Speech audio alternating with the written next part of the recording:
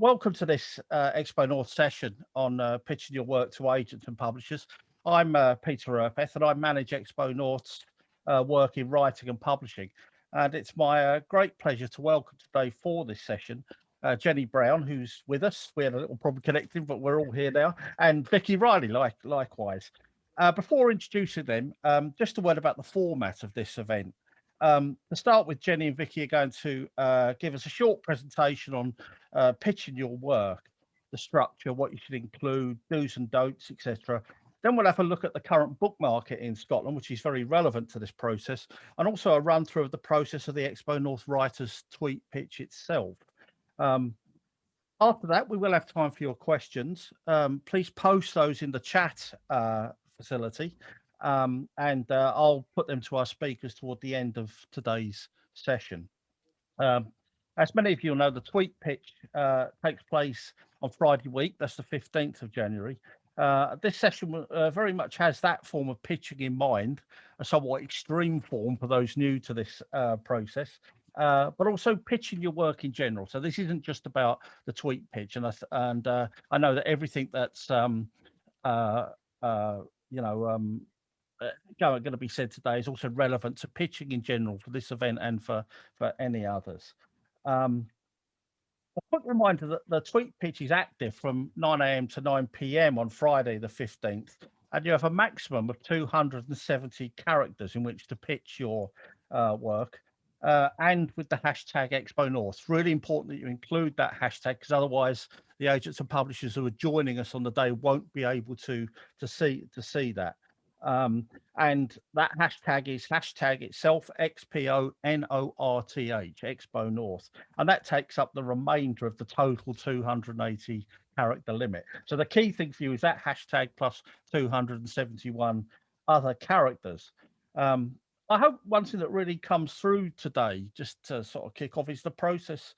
Is that the process of preparing and making a pitch is something that is of real benefit to your writing in general. Whether or not your pitch is successful, there's a lot to be gained through this process and through this approach to your work. And I think a good pitch really starts with you really knowing your own work, really knowing what it is. Now that might sound like an odd thing to say, but that means being able to kind of describe and summarize your work very succinctly and to point. The kind of in-depth, knowledge of what your work is and what it does.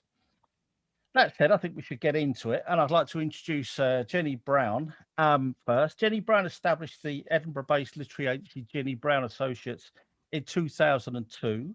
The agency is known for representing Scottish-based writers of literary and crime fiction, narrative non-fiction, and writing for children. Jenny was previously founding director of the Edinburgh International Book Festival, which she is now the vice chair, I believe, and head of literature at the Scottish Arts Council. She is, of course, chair of the Crime Writing Festival Bloody Scotland, which has its own pitch prose event as well, in which a lot of what's said today will also be very relevant. And I'd also like to welcome Vicky Reilly. Vicky is marketing events and sales support manager at Publishing Scotland, the trade and network body for Scottish publishing. She's worked for nearly 20 years in the book industry, first as a bookseller, and we'll come on to that a bit later in this session, then in sales and marketing departments of Mainstream Publishing, Meerkat Books and Berlin Limited. She was also a member of the editorial board. So to kick us off, what I'd like to do is to invite Jenny Brown to start with the first of these two sort of short presentations. I'd just like to hand over to Jenny. Thanks very much. Thanks, Pete, and hello, everybody. Great to be able to talk about pitching today. Actually, I love pitch sessions. They're fun, they're fast, they're also democratic. It doesn't matter who you know. It doesn't matter that you're miles away from a literary festival and can't hand your manuscript into a publisher or an agent at a festival. It doesn't matter if you're housebound or at home, trying to homeschool children and not be able to get to the centres of publishing. A pitch session like Tweet Pitch means that anybody can take part, and it's a level playing field. And it's a great way to connect with publishers and agents fast. over the years, quite a significant number of my authors I have met thanks to pitch sessions. And with Vikki for Scottish Book Week last year, we did Zoom pitch sessions to first comers who applied through Book Week Scotland's website, and had a terrific day, really intense day, hearing from, I think, 30 different writers pitch to us that day their ideas. And over the years with that Book Week Scotland pitch session, I think I've taken on 3 or 4 writers who have become successful and published now a number of books. Bloody Scotland has got, as Pete said, its pitch perfect session. And as a result of that event, one of the winners, Alison Belsham, has now published 3 crime novels in her To Two Thief series. And one of the winners from 2018, D.V. Bishop, his first novel, City of Vengeance, a crime novel set in Florentine, medieval Florence rather, is coming out at the beginning of February with Pan Macmillan. So, I mean, these are great ways for agents and publishers to meet writers. But one of my very, very favorite pitch sessions, of course, is Tweet Pitch, now in its 6th year. And a few years ago, a young writer called Esther Rutter tweeted her pitch, which was, at that time, you could only pitch 140 characters. That's all you could have. And she just tweeted a pitch, which was a very British history of wool, Golden Fleece. And I thought that sounded great. And I got in touch with her straight afterwards. And I said, what have you got to show me? And actually, it was just an idea. She hadn't written anything, just those 140 characters.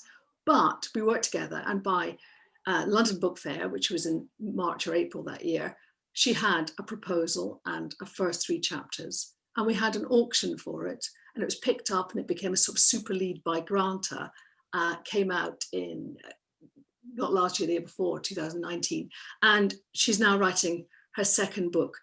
And another, just to give you an idea of what might happen afterwards, but another writer that I was in touch with from the 2018 pitch, nothing happens definitely quickly like it did for Esther. But with this writer, we're just at the point we're about to send out her proposal, and that's 3 years later.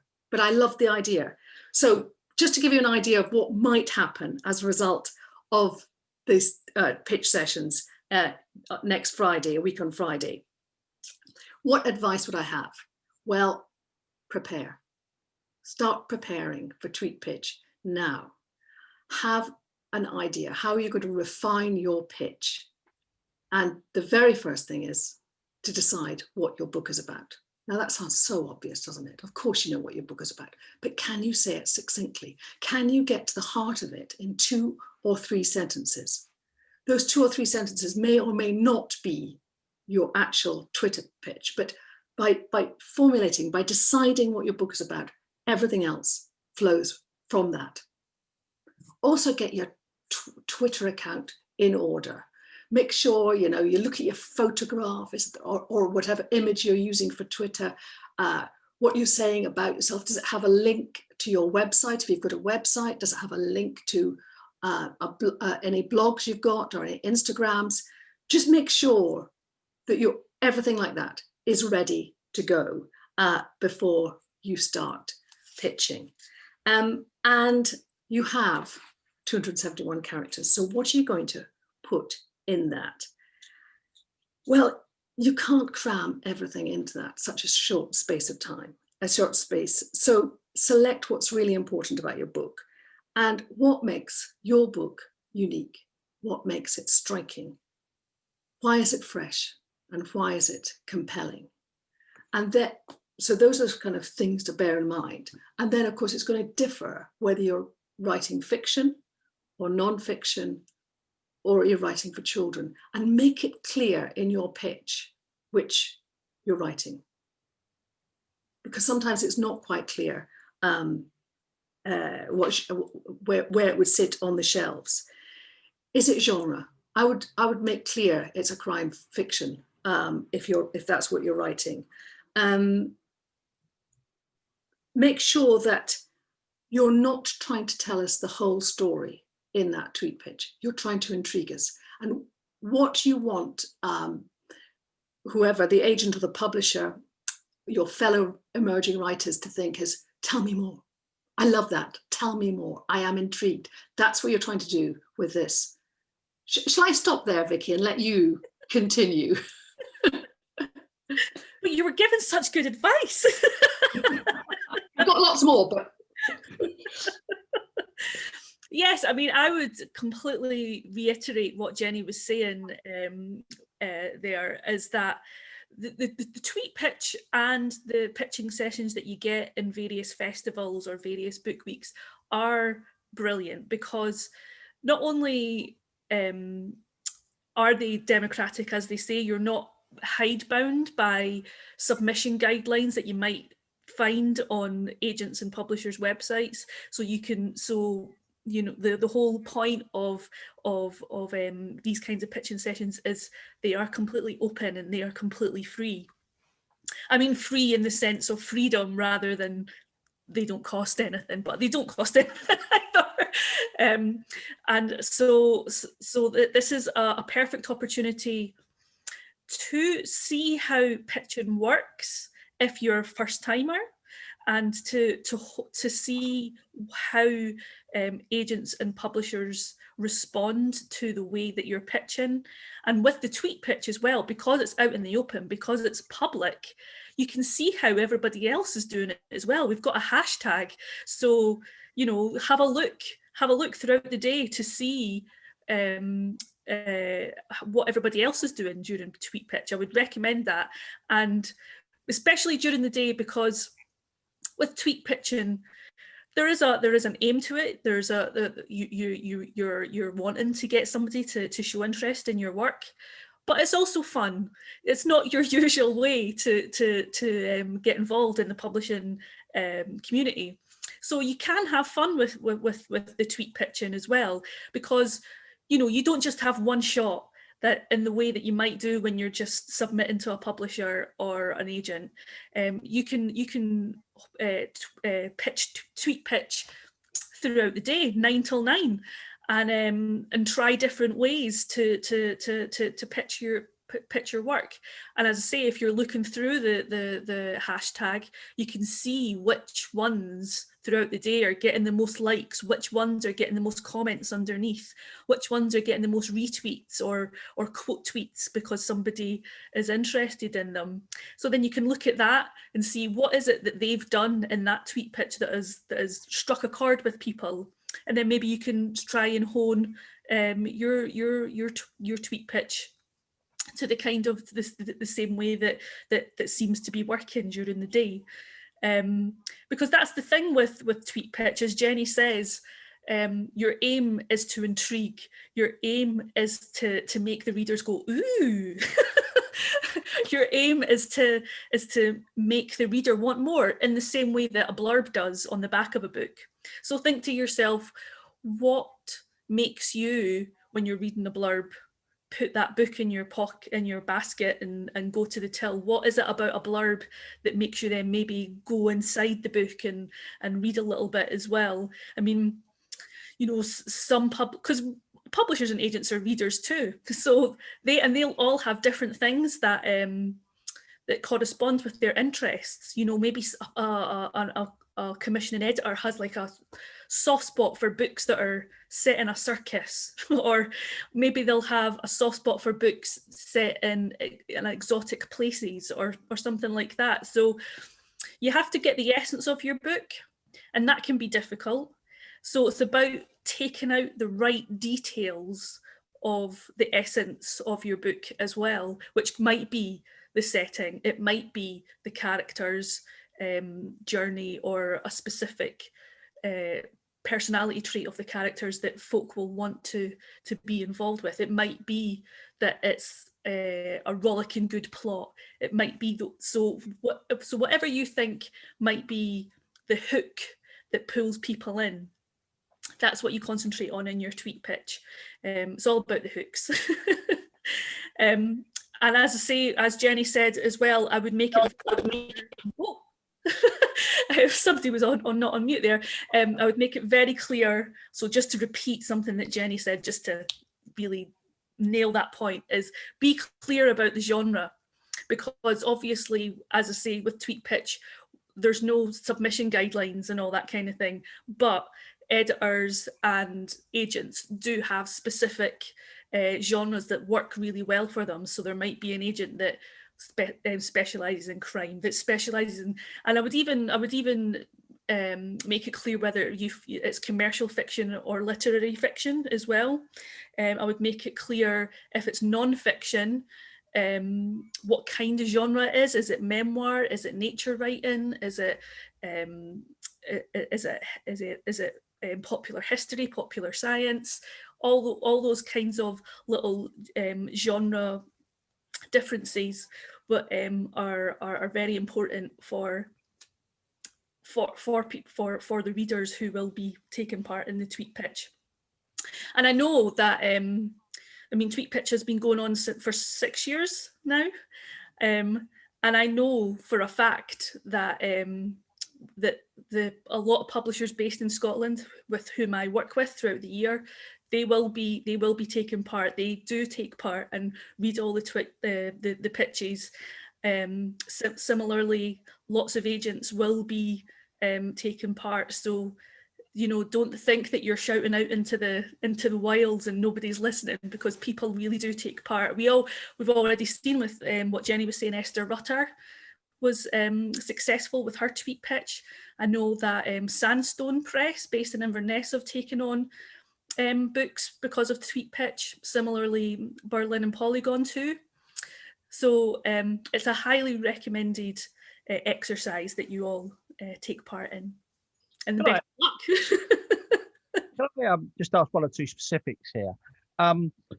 There are some conventions in pitching which I'd just like to kind of explore a little bit and see whether they're still relevant or things that people should include. One of those, and something I think we've all been recommending for a very long time, is the comparison of your own work to another author. Now, I don't mean say that my work is as brilliant as X, Y, Z. What I mean is it's like this. It sits beside on a bookshelf and so on. Maybe I come to Jenny. How important do you think that is, Jenny, to kind of add that kind of contextualizing of the pitch? It can be very helpful for signposting quickly what your genre is, you know, sort of like it might say, you know, for readers of Kate Morton, for instance, if it's a sort of, you know, accessible women's fiction. I don't know why, sorry, this is probably not very relevant, but I suddenly remembered how Puffin first pitched Eoin Colfer's Artemis Fowl, which was quite a hard pitch if you read the novel. It's quite hard, and they put Die Hard, but with fairies. Which I love, because it absolutely, you know, sort of encapsulates the sort of craziness of it, and sets you up for the bizarre. So actually, those comparisons, whether they're of contemporary fiction, I'd be wary of giving any comparators of classic fiction. I use anything that's contemporary, and it also brings on whether, you know, it's useful to use kind of Netflix. You know, what are people watching Netflix? Can I make that comparison? One thing I would say I'd really like a Scottish Schitt's Creek set in an East Kilbride bed and breakfast, you know, something like that. Might just, you know, you might find favour with. Vicky, what do you think? I love that idea. I want somebody to write that book. I think because you've only got a certain amount of words, you don't want to spend too much on too many of those characters in a descriptive way that sort of takes you away from the story that you're trying to sell. So if you can do it really succinctly and briefly, I mean, like Die Hard with fairies, that's not very many characters, and that would make me go ooh. So I do quite like those kinds of things, especially if they subvert it or are interesting with it, like Die Hard with Fairies or Schitt's Creek and East Kilbride or something like that. If it's just, you know, Downtown Abbey meets Pride and Prejudice, then that doesn't really say much. It names two very popular things, but just because those are two very popular things doesn't necessarily mean that's going to prick the interest. So the key thing to always keep in mind in the tweet pitch is intrigue, intrigue, intrigue. That's what we want. Yeah, that's right. There's some really useful advice on, do you know the Jericho Writers website for new writers? It's got lots of great advice on it. And I just saw two pitches there. They were just trying to prove the point that you don't necessarily need to use 50 words in order to pitch your novel. And one was, you'll guess these immediately, a love story between two male cowboys. Brokeback Mountain. And 3 words for the Alex Rider series, young James Bond. Says it all.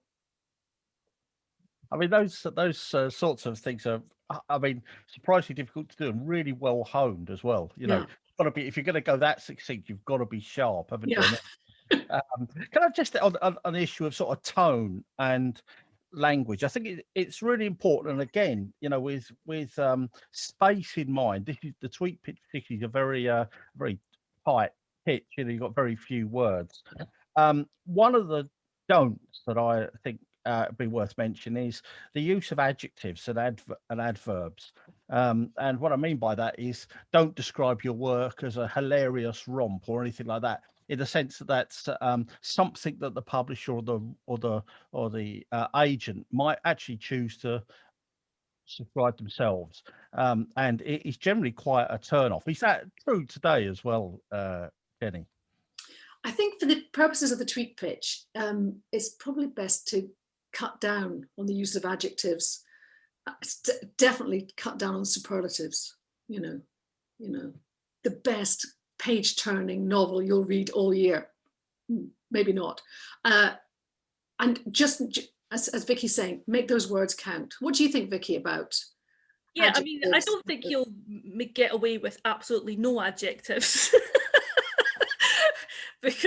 because we, you know, we when we're reading it, we will need a little bit of help. But I would keep them to a minimum. So I would never, for example, do adverb adjective, like hilariously funny. That's just a waste of time. Just do funny, or even just comic novel. Or if you are writing for a specific kind of genre, like comic novels or crime novels, then use the style of that genre to pitch, so therefore you don't really have to say a thrilling novel with a murder or something like that. You know, with crime fiction, it's like short, punchy sentences. Think of like movie taglines and posters, or leave your tweet pitch with a cliffhanger, because that's what a crime novel would normally do on each chapter. With a comic novel, for example, you could, you know, do a setup and punchline kind of tweet pitch, or the rule of 3, as a lot of comics talk about, where, you know, the rule of 3 is and the third one sort of subverts or makes funny the thing that you want to say in comedy. And that'll show that you're very aware of how that genre works without having to use the adjectives that you use to describe those kinds of books.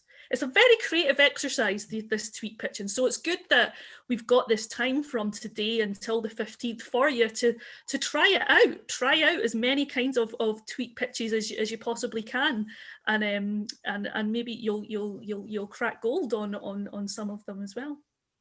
Just 2 other questions. First of all, what would you say are the differences between pitching fiction and pitching non-fiction, particularly things like memoir.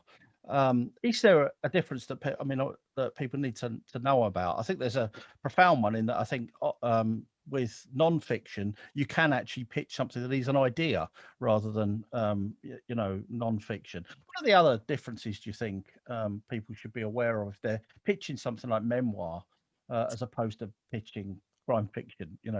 What's the specifics around that? Well, you're right in that non-fiction on the whole is sold on the basis of a proposal and of sample chapters, excuse me, rather than the finished article. So you can pitch something that you have started and but still needs development.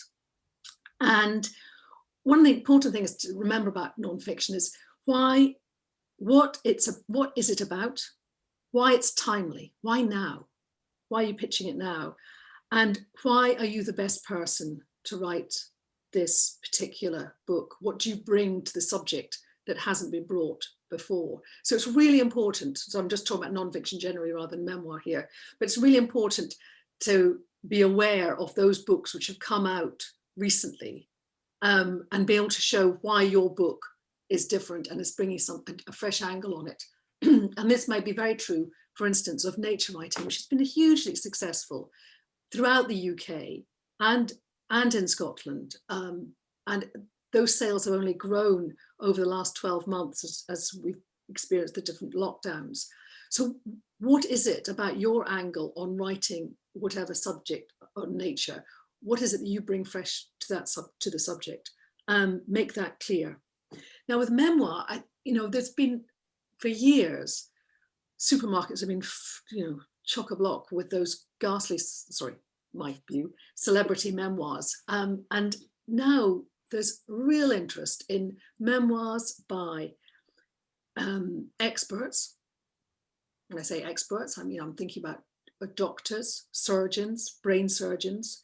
We've seen quite a number of them, and there's been a huge market for them. But I think there's real interest in memoirs by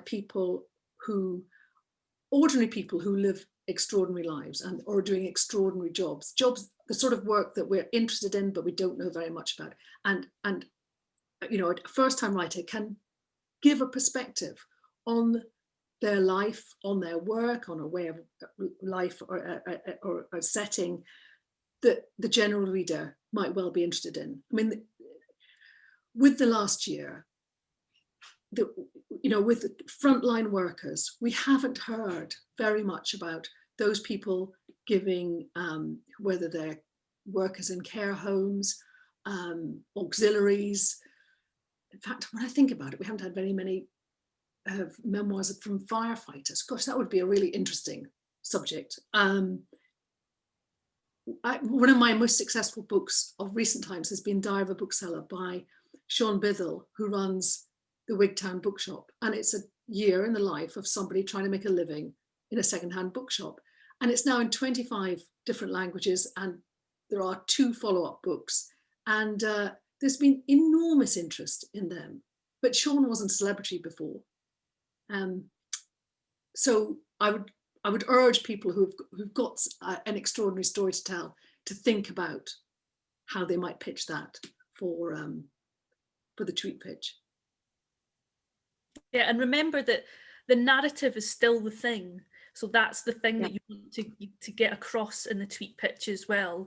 So so the things that Jenny was talking about were why you, why now, why this story, maybe that those kinds of conversations would come a little bit later on once an agent or a publisher has gotten in touch with you, because you can't there's just no way that you're going to write about how you're an authority on a specific subject in 270 characters.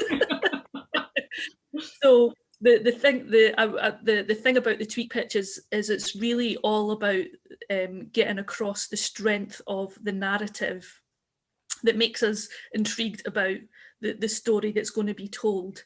And then, because I mean, we would want to, it would be great to hear a story about somebody that's been working in a care home for the last few years, the difference between pre and post COVID. Even a supermarket worker, I'd be really interested to hear, because, you know, a lot of these essential jobs are not necessarily the ones that are the glamorous jobs. They're the ones that, but they're absolutely the ones that keep the country going. And if there's I imagine that there's been a certain insight into human nature in those jobs over the last year or so, and that could be interesting too. But as I say, bring it back to the narrative, and then the pitch becomes a bigger thing once an agent or a publisher gets in touch. That's when you have to start thinking about the wider pitch. That's when you have to start thinking about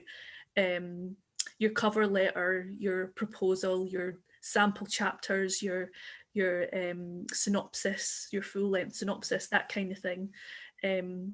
So as with the tweeting, it's all, I would say, it's about the narrative, and it's about the kind of story that you're telling. But always keep in mind that there's a follow-up to all this tweet pitching, and it's very important to get those bits right as well.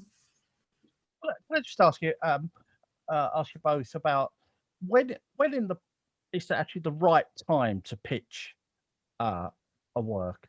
I mean, I know that might be different in terms of non-fiction and fiction, but say, for example, in a work of fiction, you're working on this, but when is the right time in the process of completing that work is actually the right time to pitch it, to take part in something like the tweet pitch? I think that'll probably be different for agents and publishers. So Jenny could give the agent's point of view there. Yeah, I would say that you can certainly pitch anything a week on Friday on the 15th, but just be clear when if you get interest from an agent or publisher, get back in touch, enter a dialogue, but you can say, look, it's not ready yet, but I'd love to send it to you in however many months' time, even a year's time, when I have finished it, and don't rush it. If it's not finished and it's not edited, if it's a fiction, don't try and get something in quickly just because you've had interest then and there. But I would just say keep that dialogue going until it's time and it's ready to submit. And I would say with fiction, only submit it when it really is ready, when you have gone through it and edited it and it's as good as it can possibly be, then send it. Yeah, I would agree with Jenny there. Fiction, you liked it because, you know, as for fiction particularly, a chapter by chapter synopsis is really useful in the proposal. And if you've not finished it and you don't know how it ends, then you can't see the shape of the novel that it's going to be. If you've not got a full synopsis yet, because you need to know, particularly in specific genres, or you know, there has to be a clarity of purpose to a fiction novel, and that doesn't necessarily mean, you know, there's certain, you know, rules and all for different kinds of books, because, you know, literary fiction is a little bit different to genre fiction, but you have to see that purpose within the full synopsis. What are the aims of a fiction book? What are you trying to say? Why are you saying it in a fictional way rather than a non-fictional way? What is the reader supposed to get from this book? So a fiction book really does have to be a little bit more complete than a non-fiction project. And as I said, with what Jenny was saying, the tweet pitching one, where you enter the dialogue with the publisher, the tweet pitching follow-up is very different to when you're pitching to a publisher or an agent at any other time of the year. So if you weren't pitching for this tweet pitch thing, then you definitely would have to have your thing finished when you're ready to submit to publishers. I mean, an agent might want to, are a little bit more happy to work with it and to help you get it ready to submit to publishers. So I would keep that in mind as well. I mean, that's really, really good advice. Can I, before going any further, can I just say, ask you, what happens after somebody has tweeted their pitch, or in other ways put a pitch in? What happens with an agent or a publisher? What do they then do? They read this, they see something they like. What then, if it can be summarized, actually happens in terms of a kind of exchange with the writer? Well, if I just really like the sound of something from the tweet pitch, I'd get in touch directly with the author and just say, I'd love to know a bit more about this. And we might have an exchange over email first. And then, you know, knowing a little bit more about the project, then I'd get a sample of the writing. And depending on what else was going on, you know, in my workload, and also, I'm sorry to say, but it's a true fact that if there was more than me interested, if there were a number of agents interested, it would make me read it faster. And I'd have a sense of that, of course, by the number of replies that a particular pitch had got. And if I loved it, I'd want to read everything the author had. And if it wasn't in a state yet to be considered by a publisher, I would either, if I absolutely adored it, I'd offer representation to that author. I'd try and have a Zoom meeting. I mean, pity we couldn't have a real meeting, but I always try and meet any author I'm going to take on beforehand to make sure that we've got the same vision for their work. And I'd want to know what else they had in mind for no agent. It's really important, if you're going to take an author on, that it's not just for one book, that you feel that they've got a writing career ahead of them, and have got other books, whether they're in the same series or something very different, to be able to work together on the long-term basis rather than on a book-by-book basis. And but if it wasn't something I just felt was quite there yet, I'd probably just keep in touch with the author, depending on what was happening in their writing career, until such times that they had a finished manuscript. Yeah. Mm-hmm. Yeah, that's pretty similar to publishers as well. Though once a book is reaching the stage of possible commissioning within a publisher, it gets read by many people within the publisher, because you know, we have to consider it from all angles, because you know, the publisher is investing in a writer, and not just in that particular book, but they're going to be investing in this writer's career. Because again, like what Jenny said, I mean, unless it's like a really special one-off book that is just a little bit sui generis, and you just think, well, we want this book, whatever. It doesn't really matter if this is the only book they've got in them. You know, there could be instances in that. But when a publisher wants to invest in a writer, they want to see them develop. They want to be able to see them grow, and to know that by being with them at the start of their career, they're helping to build that career as well. So that's when you do need to know a little bit more about the author's biography and their background and how much writing experience they've got, or you know, everything that goes towards that. Things that you could maybe use as a hook for publicity and marketing, and then because a publisher's commissioning is never done. There'll be other things that are being within the commissioning process. So it might be that a publisher might seem really positive about a pitch at the tweet pitch at the beginning, and it just so happens that maybe that publisher, it just in the end it doesn't fit that publisher.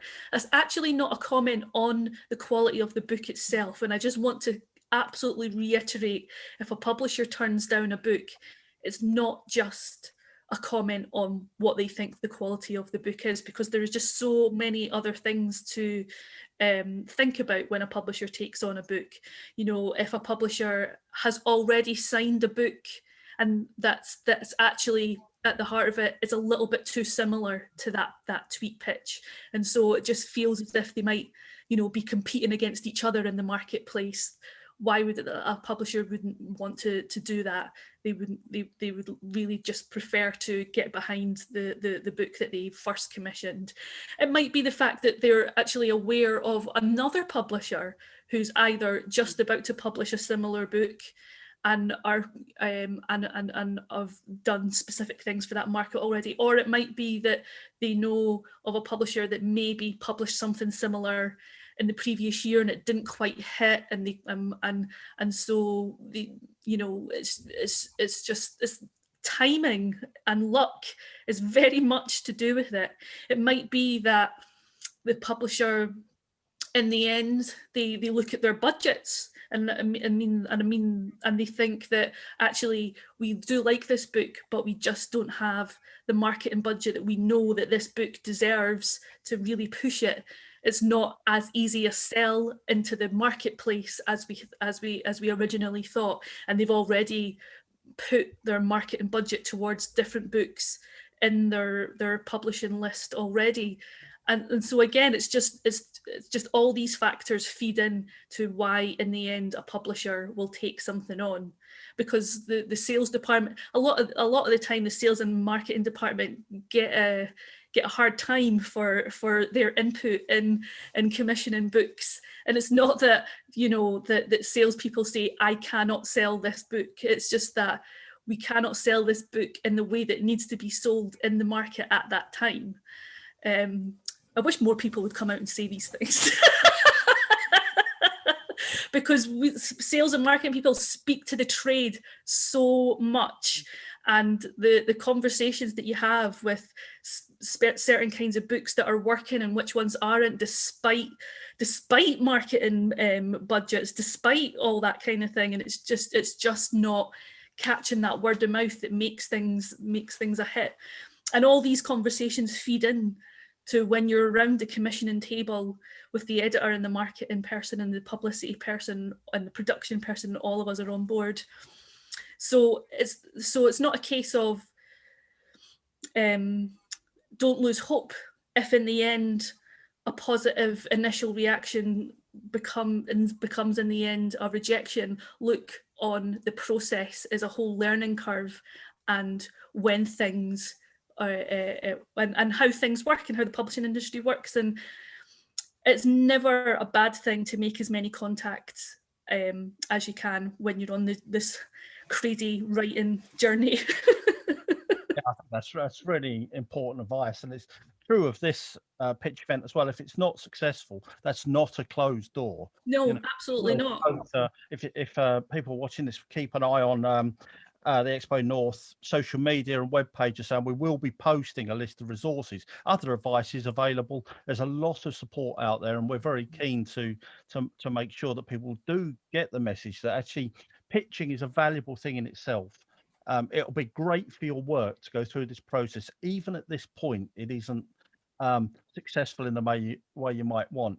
Having a grasp of the kind of details you've been hearing is only going to help your current work and future projects, and so sort of emphasize that. Just before coming on to the questions, we've got a lot of questions and some really great ones as well. Can I just ask you both very quickly, what people who are pitching should know about what's doing well in Scotland at the moment? What are publishers really keen to get hold of? What are agents looking keen to get hold of? I suppose I'll start that conversation by asking, you know, has COVID fiction and non-fiction, is that emerging? Is it kind of happening? Is it something that people want? I mean, I know we've mentioned Netflix. It doesn't seem to register in what people are engaging with in the space of television and films, where there's a lot of, you know, royal family escapism.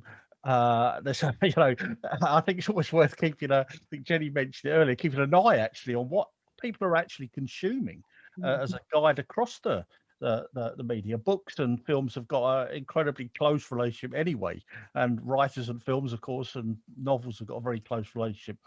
But what's doing really well at the moment in Scotland, and what's the hot ticket at the moment? Well, actually, Vicky's Publishing Scotland just organised a really interesting webinar just before the end of the year on what had been selling across the UK during COVID and during the lockdowns. And Scotland, Vicky, correct me if I'm wrong, what was coming out strong is fiction, which really hadn't been doing as well. That we've been through an era when nonfiction, narrative nonfiction has done especially well, and you've seen all the days at Waterstones and other bookshops about sort of serious nonfiction, you know, where are we, why are we in this state, etc. Those books haven't been doing quite as well during COVID, but fiction has been leaping ahead. And interestingly, it has not been dystopian fiction. The readers do not, it seems to me, want to read about lockdowns and pandemics, with the exception of Peter May, that is. There's always exceptions to the publishing world. But on the whole, it's been much more escapist fiction, hasn't it? And with feel good, with some hope at the end, rather than being very depressing. I mean, Schitt's Creek is such a good example of paying attention to not just what's happening with books, but what's happening with culture in the wider sense. Because the truth of it is, books are we're not competing against each other in publishing. We're competing against Netflix and gaming and crafting and all that. We're competing against what you want to do with your spare time.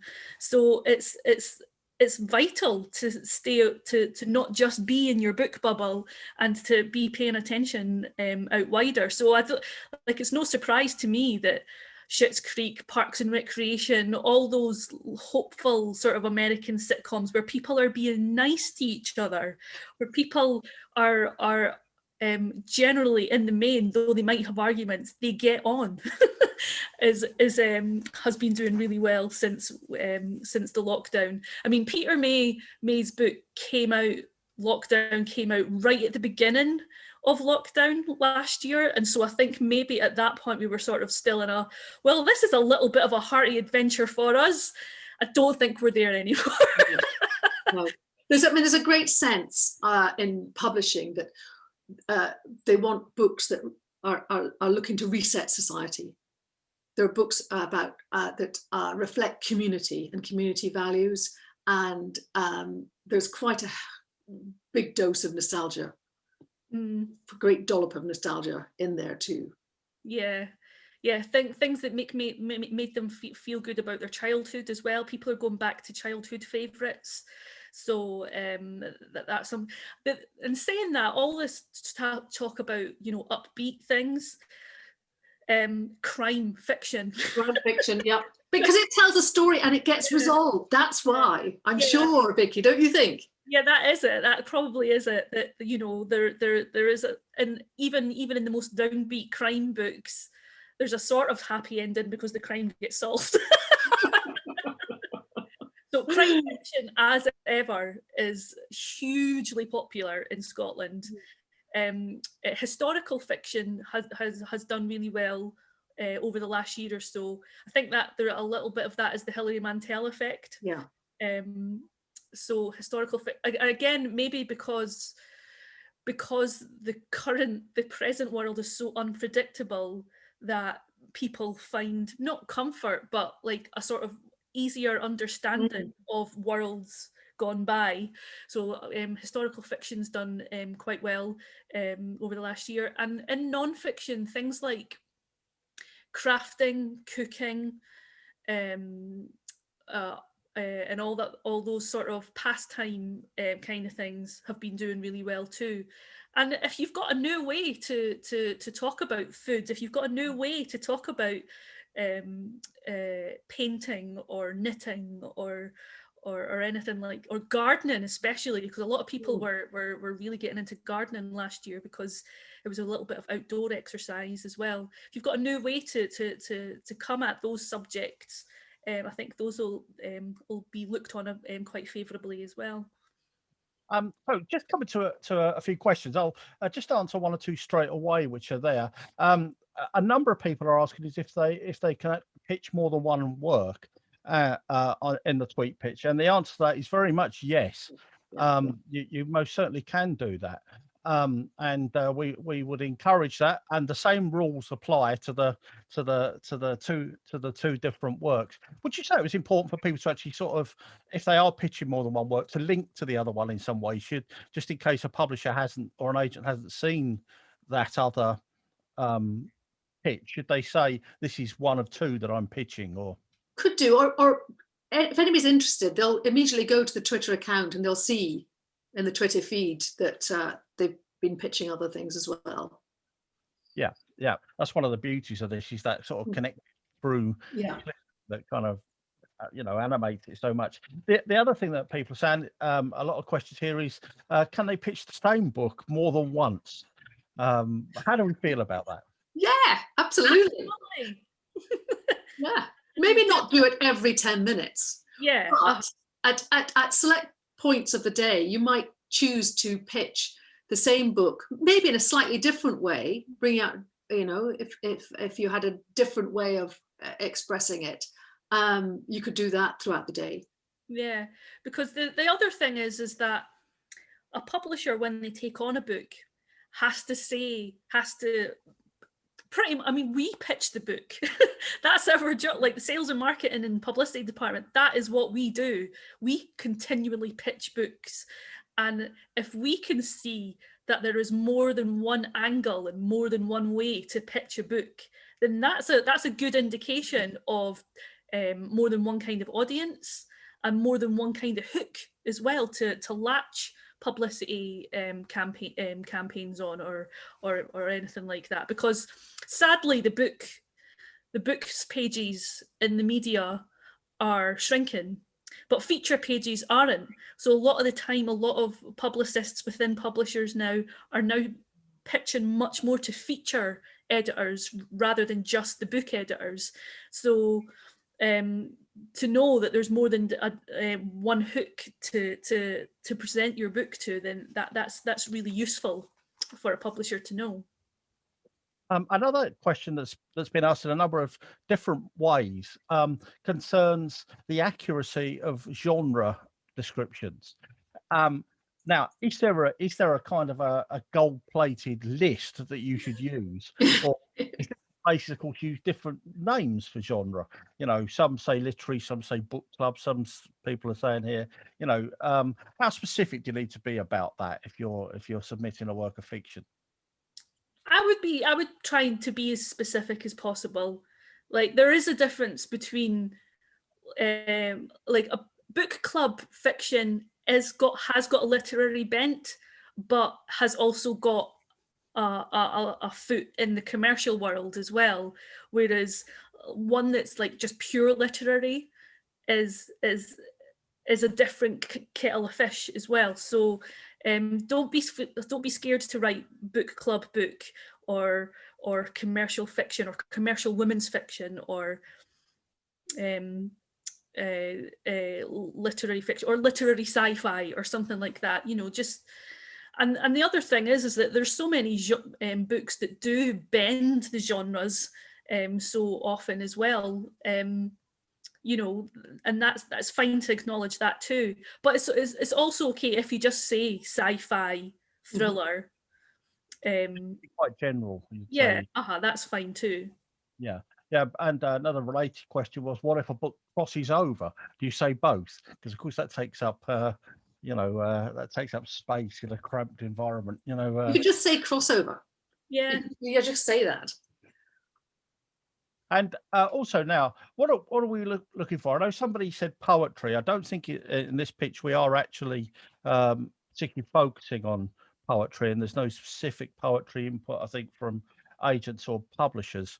If that's true, I think the others might agree with me about that. I know. I mean, there are poetry editors out there who specifically look for poetry, and there are poetry publishers too within Scotland for sure that I know who only publish poetry, and you know, you never know, they might be looking to commission as well. So I wouldn't say no, because you never know whose eye you might catch. So do it. Yeah, I think we'd encourage. Worst that can happen. Yeah.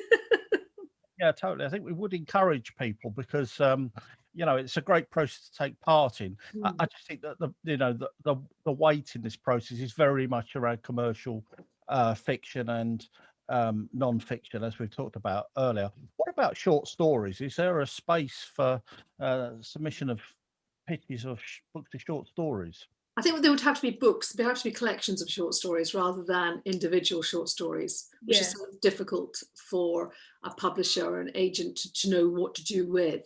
But certainly, yes, there could be collections of short stories. Yeah. Quite difficult to pitch. Yeah, generally for individual short stories, I would keep an eye out on Twitter, for example, of literary magazines and places that specialise in publishing individual short stories rather than Tweet Pitch, which is mainly for agents and publishers. Yeah. Scottish Book Trust's got a great list of opportunities, which include opportunities for individual short stories. So really worth keeping an eye on that list, which they update regularly. And just one more specific here about works of fiction.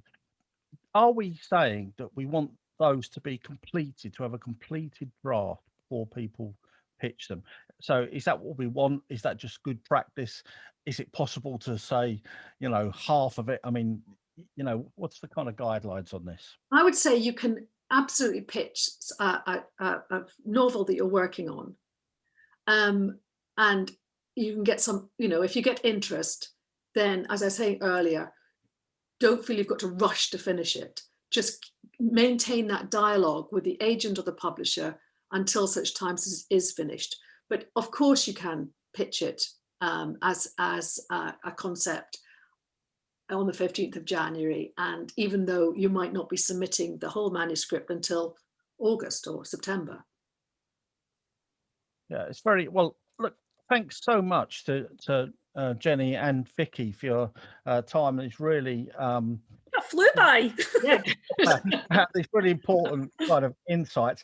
Just to close, if there was one sort of piece of advice that we could give to people pitching, I mean, obviously for me, it's going to be do it with passion and really take some time to get it right. What would you be your kind of top tip to close this session?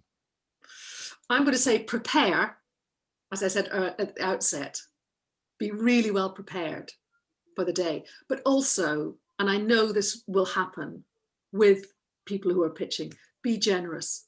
And one of the wonderful things about Tweet Pitch is whenever it's happened, I feel I can sense this community of writers who don't know each other beforehand, but are generously responding to each other's pitches.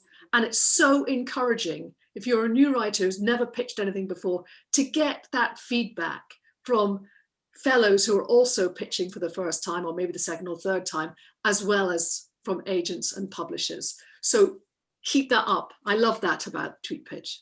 Yeah, I would agree with that, because the book world is so friendly to each other.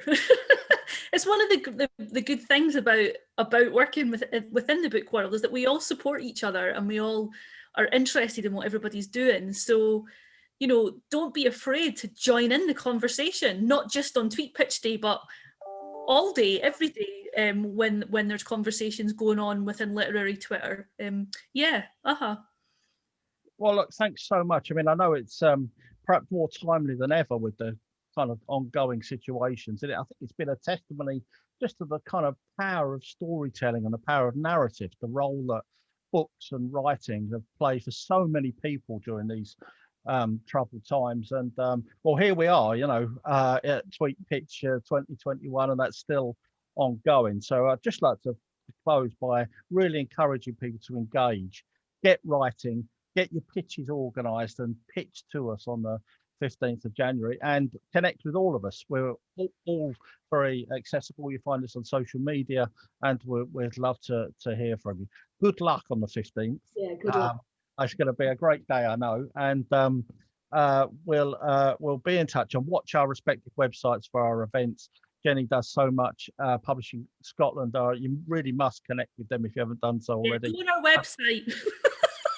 Just a plug at the end there. Go on the Publishing Scotland website, not only for all the information on publishing, but all for the information for our members who are all publishers, and you'll find out their submission guidelines. So Tweet Pitch is it's just the beginning. Well, thanks so much, guys, and yeah, thank you, Jenny, and thank you, Vicky. Thank you. Thanks, Pete. Thanks, everybody. Here's now. Bye bye.